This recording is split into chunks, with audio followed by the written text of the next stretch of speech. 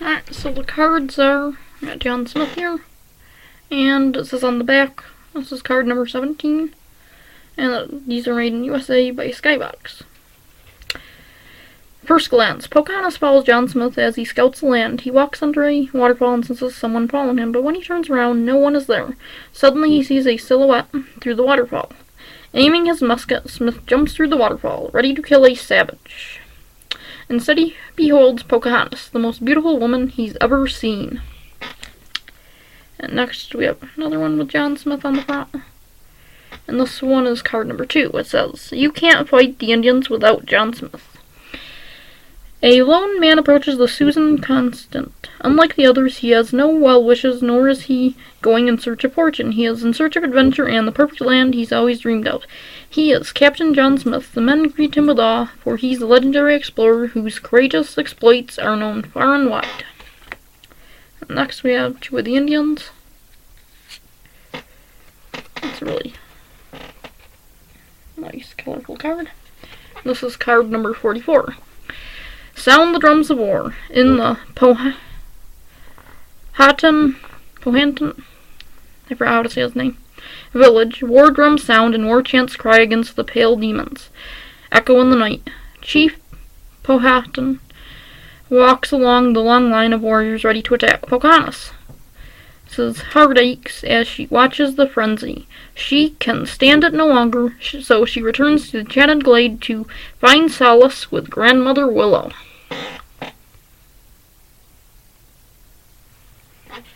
Next we have Pocahontas and John Smith by Grandmother Willow.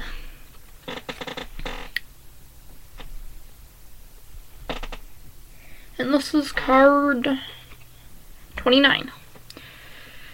Show off. Pocahontas leads Smith through the forest towards a safe place away from the turmoil. Daringly, Smith grabs a vine and swings across a ravine instead of using a log bridge. Show off, Pocahontas chides gently, but in an instant she is airborne, flying in the air on a vine and into Smith's arms. Next we have Cocoam, which is a sticker card, or pop-out card. Instructions. Punch out figure, leave, and figure attached. So yeah. I'm not going to do that, because I'm pretty sure it's more value not to poke it out. And this says 8 of 12. So there's 12 of these. That might have been what was on the package, but I didn't look. Next we have John Smith again. And this one is number 13. Can't keep him down with an anchor. The Susan Constant sets anchors in a flash. John Smith is off to explore.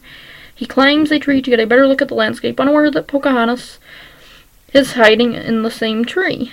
She is frightened, but when Smith offers Miko a biscuit, Pocahontas senses Smith means no harm.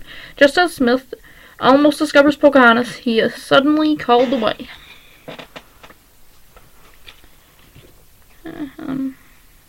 Got another one of the Indians. I don't know if that's so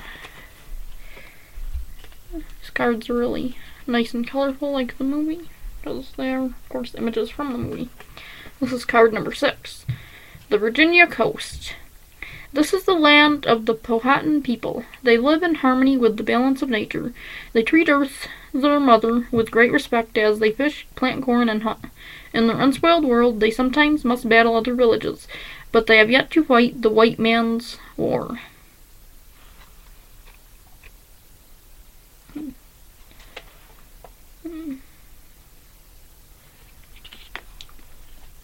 And then John Smith's friend, I forget what the heck his name was. It's been forever since I watched this movie, but yeah. This is number 39. You killed him! His musket raised, Thomas, that's his name, takes a deep breath and fires. The gunshot roars like thunder through the trees. Cocoam is hit. You killed him! Pocahontas yells. War cries pierce the night as the warriors approach in search of Cocoam. Get out of here, Smith shouts to Thomas. The young man flees, leaving Smith to face the consequences. So, yeah.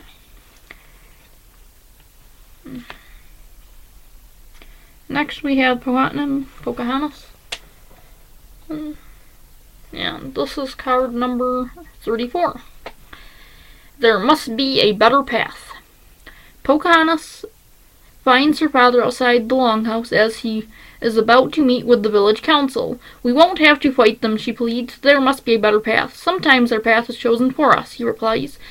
A sensible man, Chief Powhatan, would rather meet peacefully with the settlers, but he believes it is too late.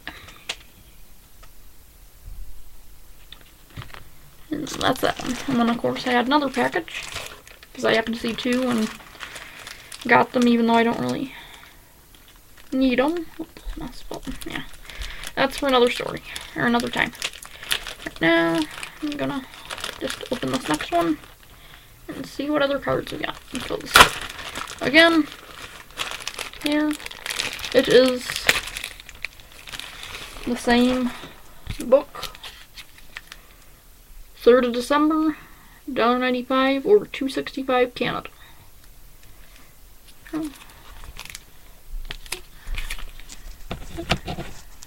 And yeah, it's just one comic book in each and some cards. So, on to the cards.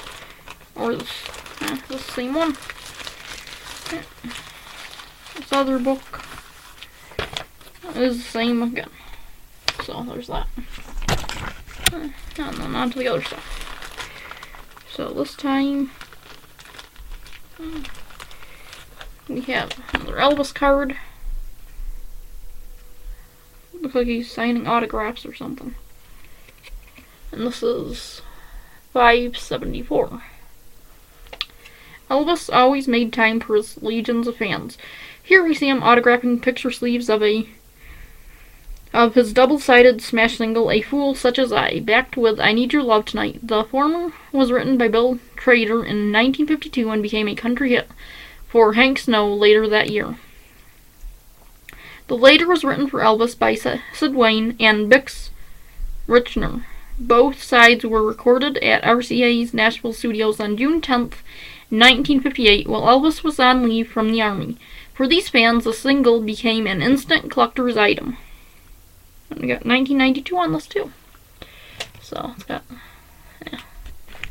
another war card. And this one says it is number 58.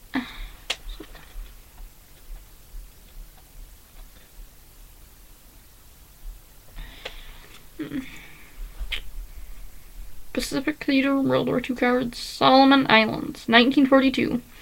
Part of the havoc wreaked by the Pacific Fleet bombardment and aerial attack preceding the landing of the U.S. Marines forces in the Solomon Islands is illustrated by this official Navy photograph.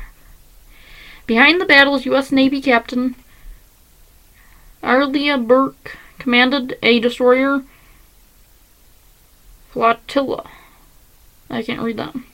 In the Solomons and New Guinea. Through 22 battles in the South Pacific, he was nicknamed 31 Knot Burke because at one time he ordered his ships through treacherous water, and when he was asked what he thought he was doing, he answered 31 knots. This is a 1994 card. And yeah.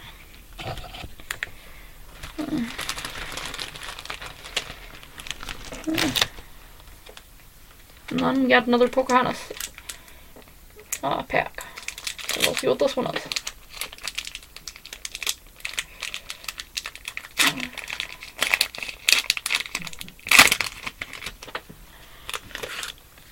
So first we have Pocahontas and John Smith Almost Kissing. And this one's number 38.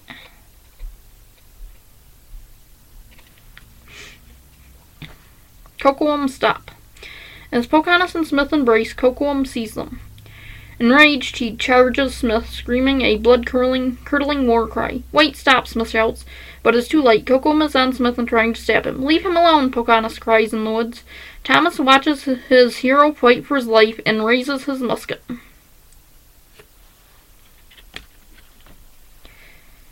Next we have Thomas and John Smith.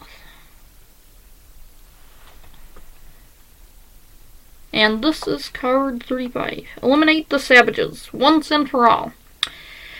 As the settlers prepare for battle, Smith tells Ratcliffe there is no gold. Ratcliffe doesn't believe him and and still intends to attack. Smith tries to dissuade him. They can teach us. They can give us food. Unmoved, Ratcliffe shouts back, anyone who looks at an Indian will be hanged. Smith leaves to meet Pocahontas. Not trusting Smith, Ratcliffe orders Thomas to secretly follow him. And then next we have where Coquelin is with the medicine man, I think. Card 20. Oh no, it was the war towards the beginning of the movie. Okay. Yeah. Oh, that's right, there's no paw on his chest. Or was it a handprint? Paw or something? Whatever mark was on Coquelin's chest in the movies. Back to the village. Believing they are being attacked by savages, the settlers start shooting as they charge into the woods. Coquelin and his men are ready for battle, but they are not prepared for the white man's weapon that blasts fire, or their impenetrable skin of armor. Coquelin calls it a retreat, but already a young warrior named Mamotak has been hit.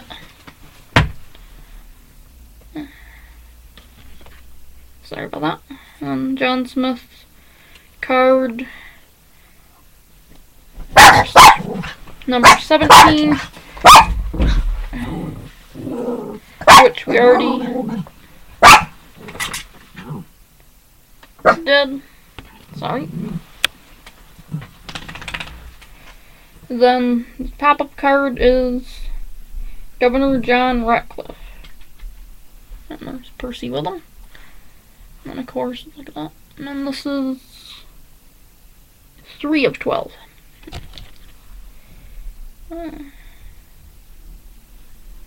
There's Pocahontas visiting John Smith before he's supposed to be executed. Card 42. I'll always be with you.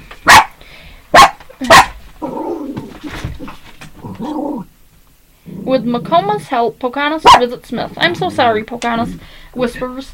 Smith tries to make light of the situation, but they both know what awaits him. It would have been better if we'd never met, she says, before Smith silences her gently. In the end, they know they were right to fall in love, and that it is the hatred around them that is wrong. Let me go on the back. Next, we have John Smith locking eyes with Grandmother Willow. And what's this? 31. When will I see you again? Grandmother Willow's voice fills the glade as her face emerges, dumbfounded that a tree can speak. Smith realizes that nothing here is impossible. Suddenly, they hear soldiers approaching who are searching for Smith. Grandmother Willow scares the soldiers off, but Smith must rejoin his men before the entire army comes looking for him. Pocahontas and Smith plan to return that night to the glade.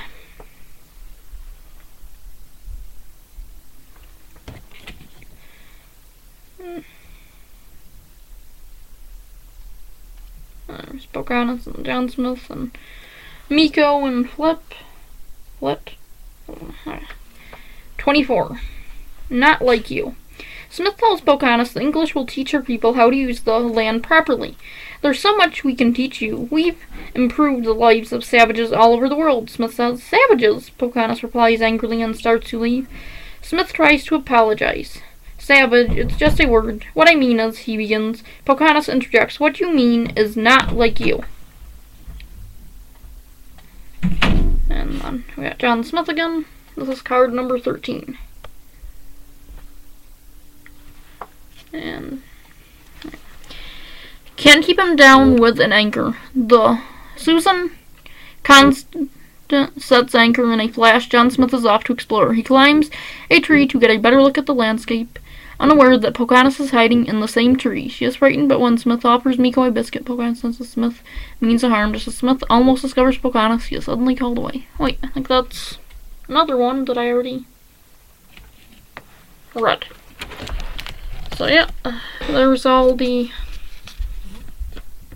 mix of cards. Empty pack. Of course, this again. And the 2 comics.